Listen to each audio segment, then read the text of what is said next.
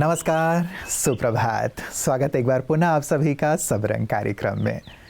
मित्रों, यदि इतिहास में हम देखें तो जितने भी सफल पराक्रमी राजा हुए हैं, जिन्होंने अपने पराक्रम के आधार पे बहुत बड़ा साम्राज्य स्थापित किया, यदि उनके पतन की ओर एक नज़र आप डालें तो उसमें एक बड़ा हाथ अहंकार का मिलता है।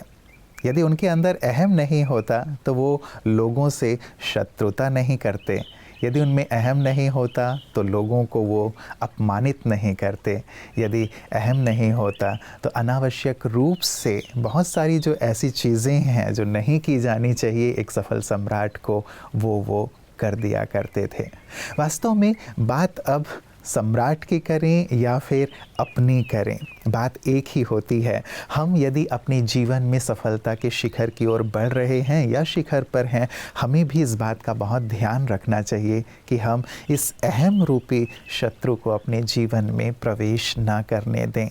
कई बार रिश्तों में भी जो बिखराव और दरार आता है, उसका भी कारण यही बन जाता है कि हम अपने आप को सही मानते हैं और दूसरों को गलत मानते हुए अपमानित करते हैं। यहाँ भी जीवन निराशा की ओर, असफलता की ओर बढ़ने लगता है। केवल एक शब्द अहम और जीवन को पूरी तरह नष्ट करने वाला। तो क्यों ना मित्रों एक सुंदर संकल्प रखें कि हम अपने जीवन को विनम्रता से, सद्गुणों से भरेंगे, अहम से अपने आप को दूर रखेंगे। और इसी संकल्प के साथ आइए चलते हैं आज के सुंदर सुवाक्य की ओर। ओम शांति। अक्सर दुनिया में ऐसा होता रहता है कि हम आराम से बैठे हैं और कोई आकर हमारा अपमान कर देता है, हमारे हृदय को ठेस पहुंचा देता है। परंतु यदि हम थोड़ा सा भीतर झांकें, खुद से पूछें, क्या वो सच में हमें ठेस पहुंचाता है या हमारे अभिमान को ठेस पहुंचाता है? वास्तव में हमारे भीतर का ये अभिमान ही हमें अपमान की महसूसता कराता है।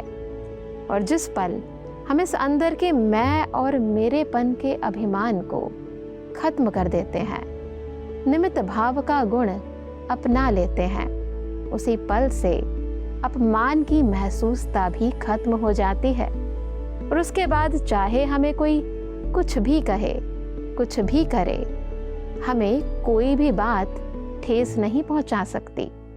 तो याद रहे कि अभिमान की जड़ों से ही अपमान का कांटा निकलता है।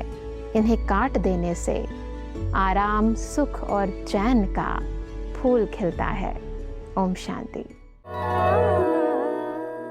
मित्रों, कहते हैं कि यदि आप में अहंकार है और अहंकारवश आप क्रोध करते हैं तो आपको जीवन में और किसी शत्रु की आवश्यकता नहीं है, क्योंकि यही दोनों काफ़ी हैं आपको तबाह करने के लिए। अहंकार और क्रोध जब आते हैं तो मन कितना विचलित हो जाता है, और विचलित मन, अशांत मन बीमारियों को आमंत्रित करता है। इसीलिए किसी ने कहा है कि यदि मन को आपने नियंत्रित कर लिया तो जीवन और जीवन की तमाम बातें आप नियंत्रित कर सकते हैं, जिनमें आपका स्वास्थ्य भी शामिल है। तो क्यों ना मित्रों एक सुंदर स्वस्थ जीवन के लिए अपने मन को अहम, क्रोध और इन नकारात्मक भावों से मुक्त रखने का संकल्प रखें, क्योंकि जीवन हमारा है। इसे हमें बीमार होकर जीना है या स्वस्थ रहकर जीना है, ये निर्णय तो हमें ही लेना है। इसीलिए अहम को बाय बाय कहें और विनम्रता को अपने जीवन में शामिल करें। जीवन संपूर्ण स्वास्थ्य की ओर बढ़ता चलेगा। नमस्कार। ऐसे तो सबसे अच्छी यही बात है कि हमें बीमारियां हो ही नहीं, हमें बीमारियों को प्रिवेंट करना है, क्योंकि एक बार बीमारी हो गई फिर बहुत मुश्किल है। भले कोई कहे कि डायबिटीज क्योर हो गया, परंतु एक बार आपकी ब्लड शुगर फास्टिंग 125 से ऊपर आई तो आप बस वो कगार पे हो सकता है वो रिवर्स भी हो, लेकिन फिर आप आम व्यक्ति की तरह कुछ भी नहीं खा सकते।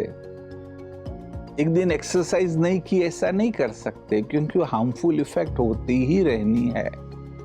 छोटी छोटी चीजें हैं।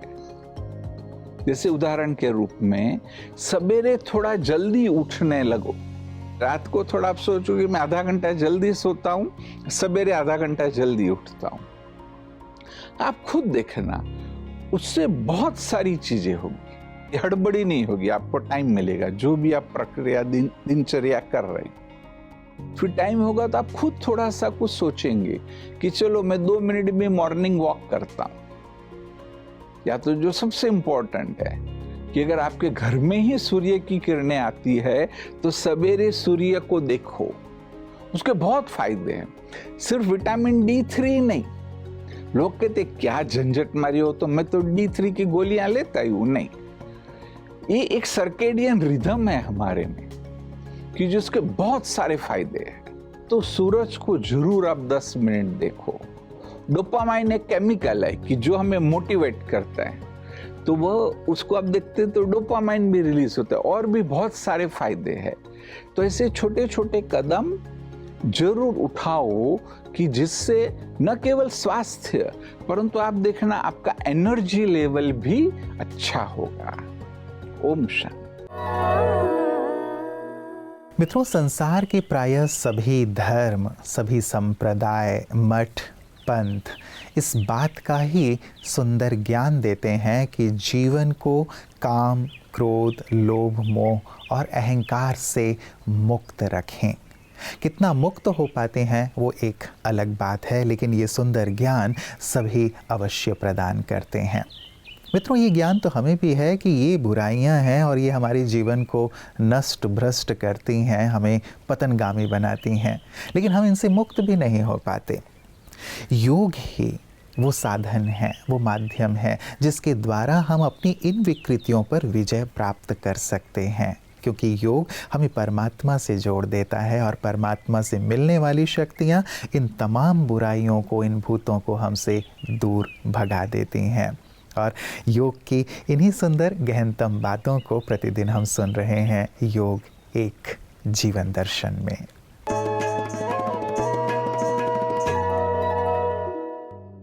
हम हर साल इंटरनेशनल योगा डे मना रहे हैं 2014 से। अभी हम 9th इंटरनेशनल योगा डे मनाने जा रहे हैं। योग means connection. Connection with what? Connection with the truth. अपने सत्य से जुड़ जाना, यही योग है, इसे यही मेडिटेशन है। अब सत्य क्या है? सत्य की 2 क्वालिफिकेशंस हैं। पहली, सत्य एटर्नल होता है, बियॉन्ड बर्थ एंड डेथ। वो अनचेंजेबल, अपरिवर्तनशील है। इंसान 2 चीज से बना हुआ है, एक सॉयल, भारी आवरण शरीर, और दूसरा जो है सोल। तो जब जब हम सॉयल कॉन्शियस बनते हैं, बॉडी, रोल, मटेरियल, ये आउटर सेल्फ है, ये अनस्टेबल है, इससे इनसिक्योरिटी पैदा होती है और इससे ही 5 विकारों का जन्म होता है, काम, क्रोध, लोभ, मोह, अहंकार, जो आयुर्वेद में भी इसके बारे में बहुत कुछ कहा गया है।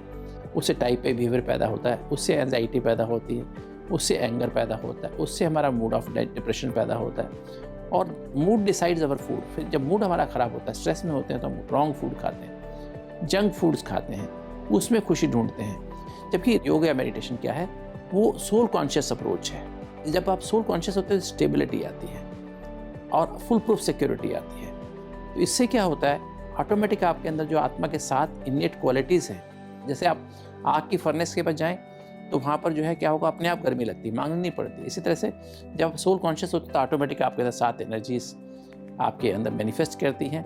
और जब कर्म व्यवहार में आते तो आपके अंदर दैवी गुण जैसे सत्यता, पवित्रता, निर्भयता, एकाग्रता, दृढ़ता, मधुरता, ऐसे बहुत सारी वैल्यूज़ जो जीवन में व्यवहार के, हमारे अच्छे व्यवहार को अच्छा बनाती हैं। और जब ऐसा आदमी होता है तो उसको एक तो वो स्ट्रेस फ्री रहता है, मूड हमेशा अच्छा रहता है। तो ये हेल्दी फूड खा सकता है, ये खाने में खुशी नहीं ढूंढ रहा है, ये जीने के लिए खा रहा है। तो इस आदमी को नींद एकदम से आती है, क्योंकि इसकी फ्रीक्वेंसी लो है।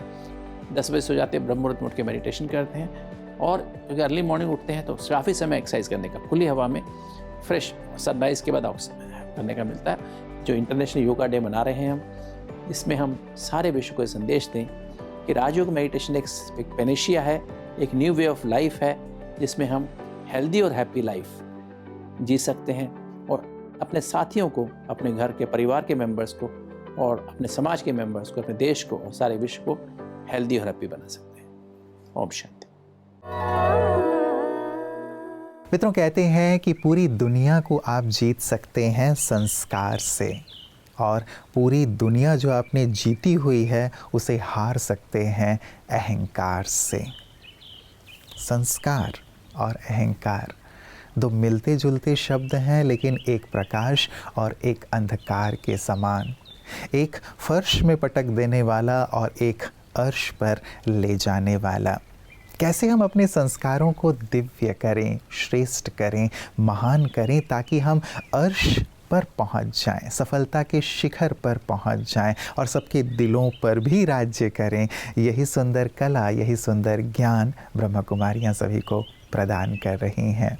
आइए देखें उनकी इन सुंदर सेवाओं को कि कैसे वो जन जन को ज्ञान देकर फर्श से अर्शवासी बना रही हैं। छत्तीसगढ़ के बिलासपुर में स्थित ब्रह्मा कुमारीज बसंत विहार सेवा केंद्र पर बच्चों के लिए 3 दिवसीय निःशुल्क बाल व्यक्तित्व विकास शिविर का आयोजन किया गया, जिसका लाभ लेने करीब 80 बच्चों ने भाग लिया। इस मौके पर बीके सुभाष भाई ने सभी बच्चों को मेमोरी पावर एवं एग्जाम फियर के टिप्स दिए। दीप प्रज्वलन से कार्यक्रम की शुरुआत की गई। बीके अंशु बहन ने सभी बच्चों को गुड मैनर्स एवं डिसिप्लिन सिखाए और साथ ही एकाग्रता के फायदे भी बताए। बीके उषा बहन ने आंतरिक और बाहरी स्वच्छता पर प्रकाश डाला। इसके साथ ही बीके अंजू बहन ने सभी बच्चों को आर्ट ऑफ क्राउन बनाने के तरीके सिखाए।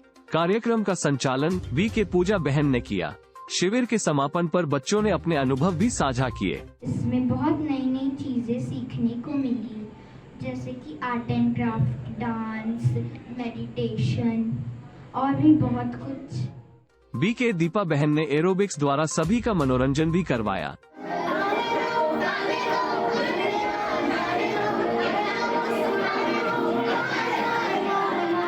शिविर में विजेताओं बच्चों को सर्टिफिकेट भी दिए गए। नृत्य प्रस्तुति से कार्यक्रम की शोभा बढ़ाई गई।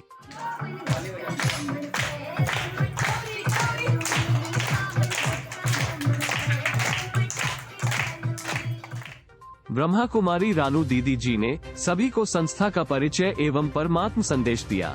समारोह के अंत में अतिथियों को ईश्वरीय सौगात भी वितरण की गई।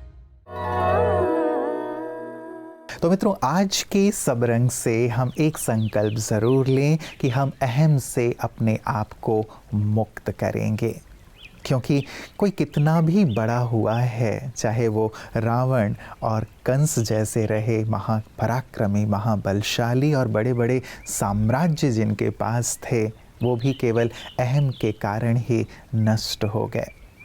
अपने मुख को भी यदि आप देखें, जिह्वा विनम्र है, इसीलिए जन्म से लेके मृत्यु तक रहती है साथ, लेकिन दांत कठोर हैं, इसीलिए वो आते बाद में हैं और पहले ही हमसे विदाई ले लेते हैं।